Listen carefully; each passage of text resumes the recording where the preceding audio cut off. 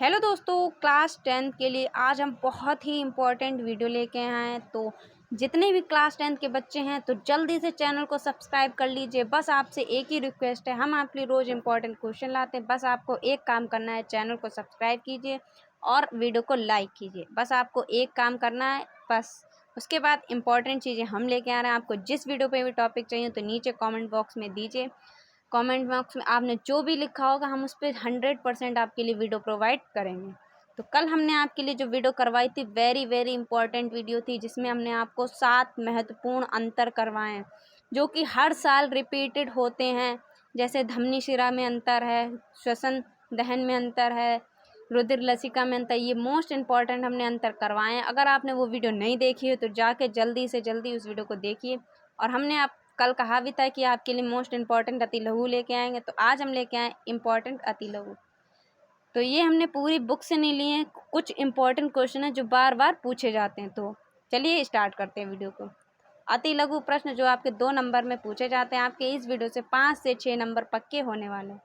तो आनुवंशिकता टॉपिक है। आनुवंशिकता किसे कहते हैं? तो आनुवंशिकता माता पिता के लक्षणों का संतान में पहुंचना क्या कहलाता है? आनुवंशिकता कहलाता है।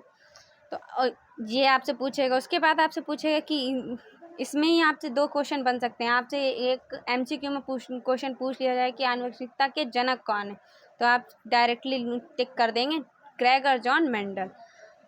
तो माता पिता के लक्षणों का संतान में पहुंचना आनुवंशिकता कहलाता है। आनुवंशिकता के जनक ग्रेगर जॉन मेंडल। अब हमने जो लिखा है तो आप जो भी जैसे आनुवंशिकता कहते हैं तो आप यहाँ से ब्लैक पेन से लिख देंगे तो अच्छा लगेगा कि माता पिता के लक्षण संतान में पहुंचना क्या कहलाता है? आनुवंशिकता। तो आनुवंशिकता को हमने ब्लैक पेन से हाईलाइट कर दिया। उसके बाद आनुवंशिकता के जनक कौन है? Gregor John Mendel. इसको भी हमने हाईलाइट कर दिया। तो कौन कहलाते हैं आनुवंशिकता के जनक? Gregor John Mendel. उसके बाद आता इन लक्षणों को क्या कहते हैं? आनुवंशिकता के लक्षण। इन लक्षणों को आनुवंशिकता लक्षण कहते हैं। ठीक है, कहते हैं। ओके। उसके बाद आपका दूसरा है, आपसे ये जरूर पूछा जाता है एमसीक्यू। हमने बीच बीच में आपके एमसीक्यू भी डाल दिए जो 1 नंबर में भी पूछ लिया जाता है। ठीक है, तो ये पूछा जाए कि मेंडल ने अपना प्रयोग किस पौधे पर किया? तो मेंडल ने अपना प्रयोग मटर के पौधे पर किया। उसके बाद दूसरा है संकरण। संकरण भी मोस्ट इंपॉर्टेंट है, 2 नंबर में ही पूछा जाएगा। संकरण किसे कहते हैं? तो जब 2 भिन्न भिन्न लक्षण वाले पौधे के बीच क्या कराया जाता है? क्रॉस कराया जाता है, तब इसे क्या कहते हैं? संकरण कहते हैं। बहुत ही ईजी लैंग्वेज में हमने आपको लिखवाया है। तो इस वीडियो को ज़रूर से ज़रूर अपने फ्रेंड्स के साथ शेयर कीजिए। बस आपको फ्रेंड के साथ शेयर करना है, उनकी भी मदद हो पाए। और जो हमने कल आपको महत्वपूर्ण अंतर की वीडियो करवाई, जिसमें आपको 7 महत्वपूर्ण अंतर करवाएं, उस वीडियो को ज़रूर से ज़रूर जाके देखिए। लिंक डिस्क्रिप्शन बॉक्स में है, जाके देखिए। ठीक है। उसके बाद आपका तीसरा टॉपिक है कि ग्रेगर जॉन मेंडल को आनुवंशिकता का जनक कहते हैं क्योंकि इन्होंने अपने प्रयोग किसके पौधे पर किए? मटर के पौधे पर किए और 7 गुणों का अध्ययन किया। तो ये आपसे ज़रूर पूछा जाएगा। आपसे ऐसे ही पूछा जाता है कि मटर ने कितने पौधों पर प्रयोग किया? तो आपको ऐसे लिखना हो कि मेंडल ने मटर के पौधे पर प्रयोग किया और 7 गुणों का अध्ययन किया। ठीक है, तो ये बहुत ही इंपॉर्टेंट है, पॉइंट बना के लिख लीजिए। उसके बाद आपका दूध में कौन सा कार्बोहाइड्रेट पाया जाता है? तो दूध में लैक्टोज पाया जाता है। कौन सा कार्बोहाइड्रेट पाया जाता है? ये एमसीक्यू में जरूर पूछा जाए कि दूध में कौन सा कार्बोहाइड्रेट पाया जाता है? लैक्टोज के रूप में पाया जाता है। ठीक है। उसके बाद चौथा है संतुलित भोजन के मुख्य घटक कार्बोहाइड्रेट, प्रोटीन, वसा, विटामिन तथा खनिज लवण। ये जरूर पूछा जाता है आपसे 2 नंबर में, कभी कभी पूछ लिया जाता है। फिलहाल ये इम्पोर्टेंट है पर ज़्यादा नहीं। फिलहाल ये पूछ लिया जाए तो आपको पता होना चाहिए कि संतुलित भोजन के मुख्य घटक कौन कौन से? कार्बोहाइड्रेट, प्रोटीन, वसा, विटामिन और खनिज लवण। 5वां है आपका डीएनए फिंगर प्रिंटिंग। ये आपसे 3 नंबर या 2 नंबर में पूछा जाएगा, अगर पूछा जाएगा। ये इंपॉर्टेंट क्वेश्चन है। तो प्रत्येक व्यक्ति का एक डीएनए होता है। प्रत्येक व्यक्ति का एक डीएनए, एक निश्चित डीएनए पैटर्न होता है जो व्यक्तियों से भिन्न होता है। व्यक्तियों की पहचान करने के लिए इसका प्रयोग किया जाता है। जैसे डीएनए फिंगरप्रिंट क्या होता है? डीएनए फिंगरप्रिंट सबका अलग अलग होता है, मतलब सबका भिन्न भिन्न अलग अलग होता है। ये किसके लिए प्रयोग किया? इन डीएनए फिंगरप्रिंट का व्यक्तियों की पहचान करने में किया जाता है। ठीक है, ये आपसे लॉन्ग में पूछ लिया जाएगा थोड़ा।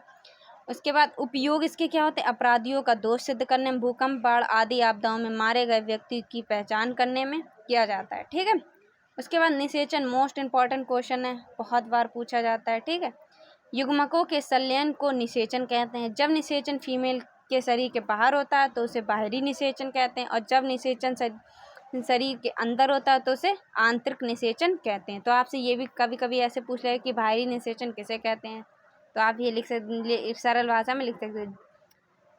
ठीक है, उसके बाद आपसे निषेचन में आपको ये लिखना होगा, बहुत इजी लैंग्वेज में लिखा हुआ है कि युग्मकों के संलयन को क्या कहते हैं, निषेचन कहते हैं। जब निषेचन फीमेल के शरीर के बाहर होता है तो उसे बाहरी निषेचन, और अगर फीमेल के शरीर के अंदर होता है तो उसे क्या कहते हैं, आंतरिक निषेचन कहते हैं। उसके बाद दंत क्षरण मोस्ट इम्पॉर्टेंट क्वेश्चन है, दंत क्षरण। इसमें जीवाणु द्वारा शर्करा अम्ल का निर्माण होता है। यह दांतों पर फंसे हुए भोजन के कण प्लेग का निर्माण करता है, जिससे सूजन या संक्रमण हो जाता है और दंत क्षरण प्रारंभ हो जाता है। क्वेश्चन नंबर 8 मोस्ट इम्पॉर्टेंट है, परागण क्या होता है।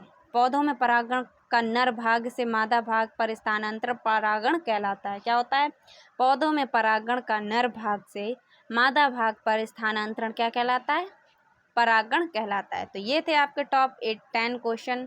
इसमें आपके 8 अति लघु और 2 आपके MCQ क्वेश्चन थे। तो ये बहुत ही इंपॉर्टेंट वीडियो होने वाली है। तो जितने भी बच्चे इस वीडियो को देख रहे हैं प्लीज़ चैनल को सब्सक्राइब कीजिए और वीडियो को लाइक कीजिए। हम आपके लिए अगली वीडियो लेके आएंगे इंपॉर्टेंट MCQ की और लॉन्ग क्वेश्चन की लेके आएंगे। ठीक है, और आपकी पूरी ही बुक के इंपॉर्टेंट क्वेश्चन लेके आएंगे हम आपके 25 को शाम 7:30 बजे पूरी साइंस के मोस्ट इम्पॉर्टेंट क्वेश्चन लेके आएंगे। अगर आप वो टॉपिक पढ़ लेते हैं तो 100% आपके नंबर अच्छे आने की संभावना है, क्योंकि आप अगर वो 50 इंपॉर्टेंट क्वेश्चन पढ़ लेंगे, जिसने अभी तक साइंस में कुछ भी नहीं पढ़ा है, तो वो अगर वो 50 टॉपिक पढ़ लेता है तो उसके अच्छे मार्क्स आ जाएंगे। ठीक है, तो वीडियो को एंड तक देख लीजिए और वीडियो को लाइक कीजिए। हम मिलते हैं आपसे एक और अगली इंपॉर्टेंट वीडियो में, तब तक के लिए जय हिंद, ऑल द बेस्ट।